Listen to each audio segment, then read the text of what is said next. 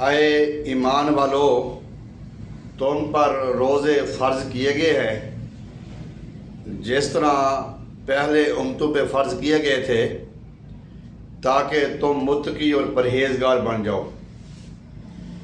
یہ روزے آنے کا مقصد یہ ہے کہ ہم متقی اور پرہیزگار بن جائیں، اور اس کا اندازہ ہم اپنی زندگی سے لگا سکتے ہیں کہ روزے ہمارے قبول ہو رہے ہیں یا نہیں ہو رہے، رمضان شریف کے فیض و برکات سے ہم فیض یاب ہو رہے ہیں یا نہیں ہو رہے۔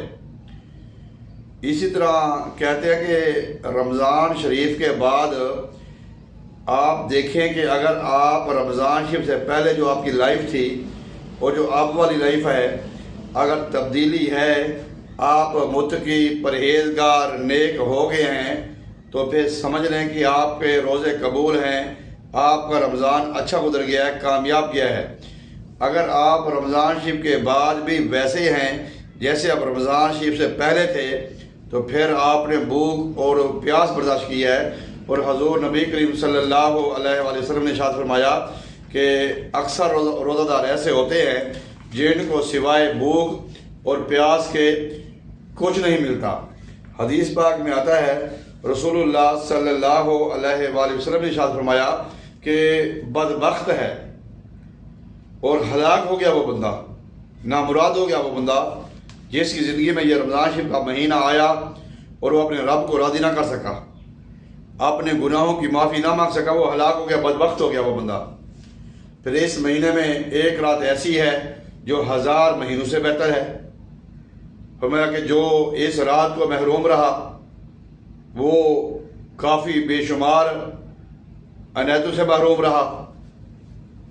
اس مہینے میں اگر آپ کے نوکر ہیں، آپ کے ملازم ہیں، تو آپ ان کے اوپر ٹائم ٹیبل کے معاملے میں ان کے ساتھ احسان کریں، ان سے کم کام لیں، ان سے کم اس کو اجرت زیادہ دیں، کام ان سے کم لیں، اور روزے رکھیں، قرآن پاک سے دل لگی کریں، قرآن پاک سنیں۔ اصل حقیقت یہ ہے کہ ہمارے اندر تبدیلی آنی چاہیے۔ اگر ہمارے اندر تبدیلی نہیں آ رہی تو جتنی مرضی ٹوپیاں رکھ لیں، روزے رکھیں، تراویح پڑھیں، صدقے خیرات کریں، افطاریاں کریں، کوئی فائدہ نہیں ہے۔ میں دعا کی التجا کرتا ہوں آپ سے بھی، آپ میرے لیے دعا کریں، میں آپ کے لیے دعا کروں۔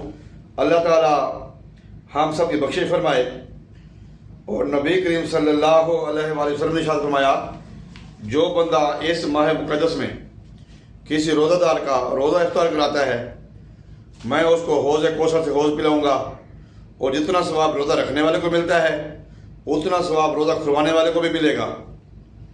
یہاں تک کہ اگر روزہ کھلوانے کے لیے آپ ایک کھجور کیوں نہ ہو، یا سادہ پانی کا گھونٹ کیوں نہ ہو، یا نمک ہی کیوں نہ ہو، ضروری نہیں ہے کہ ہم بڑا فنکشن کریں، بڑے بڑے کھانے پکائیں، بڑا انتظام کریں، نہیں، ایسی بات نہیں ہے۔ روزہ کھلوائیں اور جو ہے لوگوں کے ساتھ بھلا کریں۔ حدیث پاک میں آتا ہے کہ جو رمضان شریف کا مہینہ جب شروع ہوتا ہے، ہم نیکی کے جو اعمال ہیں ہمارے، وہ 70 گنا بڑھا دی جاتے ہیں۔ یعنی اگر ہم ایک فرض پڑھتے ہیں تو ہمیں 70 فرضوں کے برابر اس کا ثواب ملے گا۔ اگر ہم 4 فرض پڑھیں گے ظہر کے، تو اس کا مطلب یہ ہے کہ 70 یہ 4 یعنی کہ 332 فرضوں کے برابر میں ثواب ملے گا۔ اس طرح 70 گنا ثواب پڑ جاتا ہے نیکی کا، صدقہ خیرات کا۔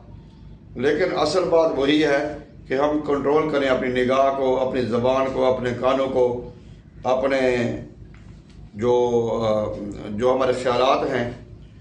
اور اس میں ایک لمحہ ایسا آتا ہے جس میں بندے کی دعا قبول ہوتی ہے، لیکن عصر سے بعد افطاری کے ٹائم، صبح سے لے کے شام تک بندہ خالی پیٹ رہتا ہے نا، تو اس کے منہ سے نا ایک عجیب قسم کی اسمیل آتی ہے، اور بعض اوقات ہمیں اس اسمیل سے نفرت ہوتی ہے، لیکن اللہ کے نزدیک وہ مشک اور عنبر سے زیادہ اس کی اہمیت ویلیو ہوتی ہے، مشک اور عنبر سے زیادہ ویلیو۔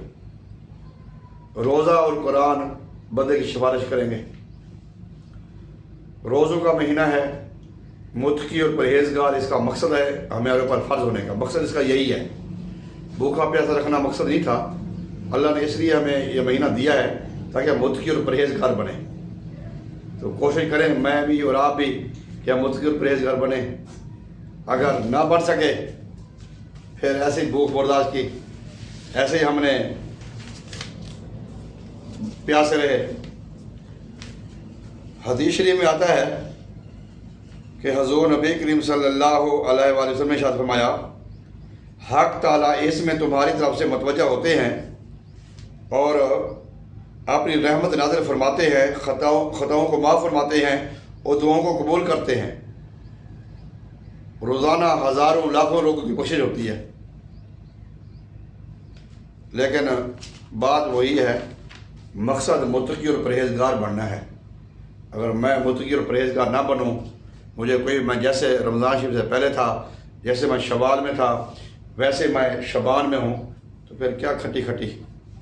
اللہ تعالیٰ مجھے بھی اور آپ سب کو بھی رمضان شریف کا صحیح ادب و احترام نصیب فرمائے اور اپنے روح و نفس کو پاک فرمائے۔ آمین۔ السلام علیکم ورحمۃ اللہ وبرکاتہ۔